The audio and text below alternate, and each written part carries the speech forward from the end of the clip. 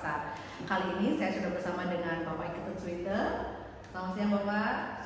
Ya, Kepala Sekolah SMA Negeri 9 Denpasar yang kali ini akan saya wawancarai terkait dengan tugas demonstrasi kontekstual pada pembelajaran guru penggerak di modul 3.1. Oke, kita langsung saja ya.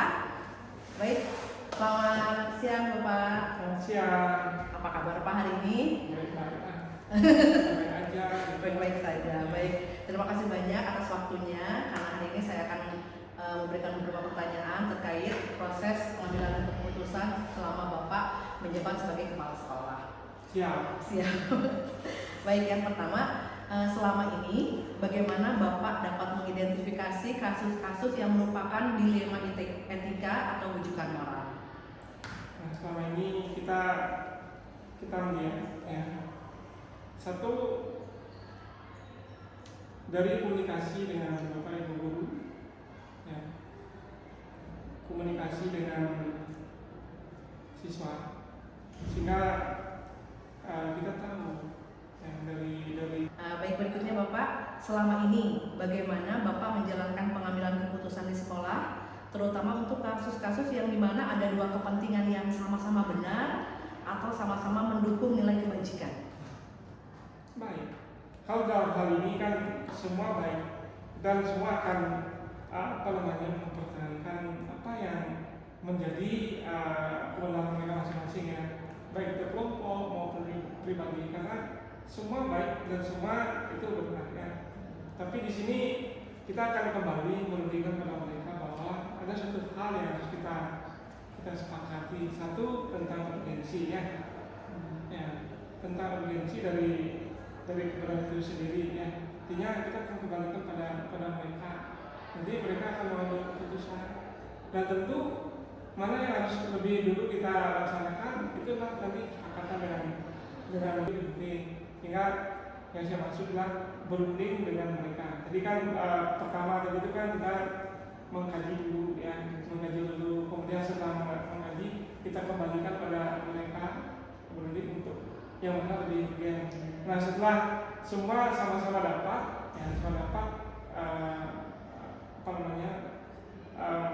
keputusan menyimpulkan itu, kemudian baru kita sepakati. Di sana kita ambil keputusannya ini yang lebih dulu kita laksanakan. Betul. Baik. Oke.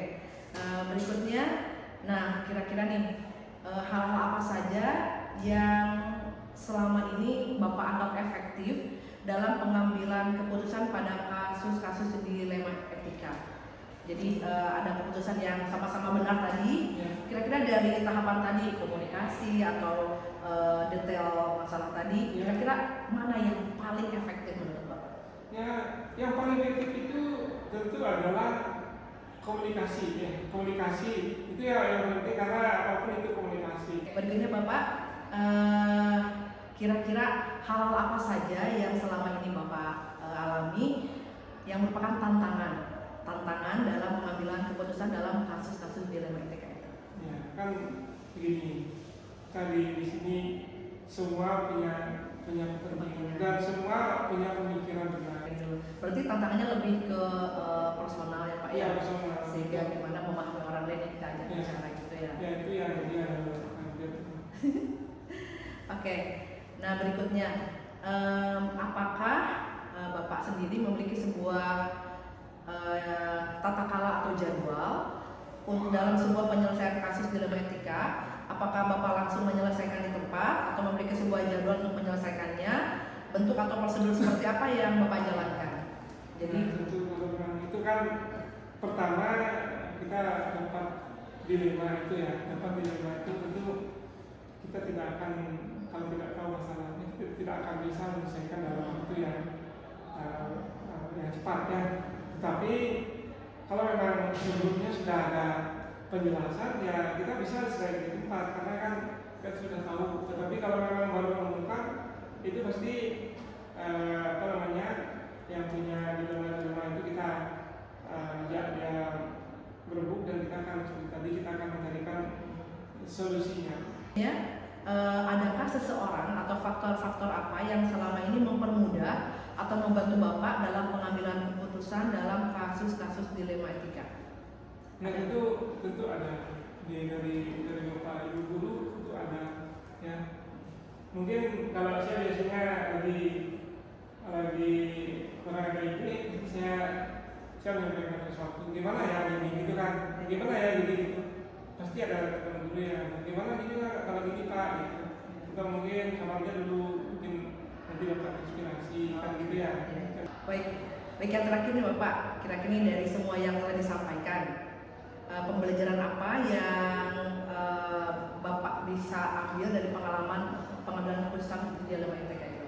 Setelah Bapak berhadapan banyak orang, kemudian dengan cerita yang berbeda, kira-kira pembelajaran apa yang bisa Bapak petik dari pengalaman Bapak mengambil keputusan itu?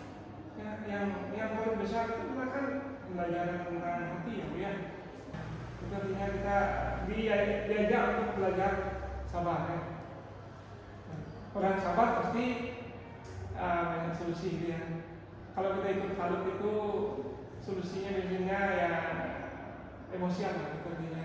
Bahkan mungkin saat itu putus kita tidak bisa diterima oleh banyak pihak gitu ya. Karena kita emosi dengan dengan terlibat pada aku yang berkuasa gitu ya. Oke, luar biasa.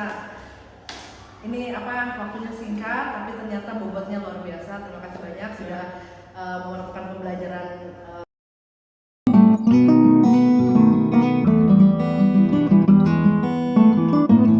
Baik, selamat siang semuanya. Perkenalkan, saya Siti Nuryani, CGP Angkatan 9 dari SMA Negeri 11 Denpasar. Nah, kali ini saya sudah bersama dengan Ibu Sukarini. Iya, oke. Beliau adalah kepala sekolah di SMP Negeri 13 Denpasar. Dan kali ini saya akan mewawancarai beliau terkait dengan tugas pendidikan guru penggerak modul 3.1.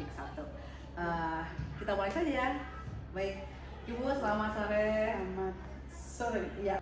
Merasa dijudge bahwa dia bohong, tetapi akhirnya dia tahu aku ditauin loh. Kan itu ya.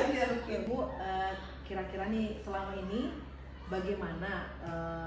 Tadi udah Ibu ceritakan cara mengambil keputusan di sekolah, terutama jika ada dua kepentingan yang sama-sama mengandung nilai kebajikan.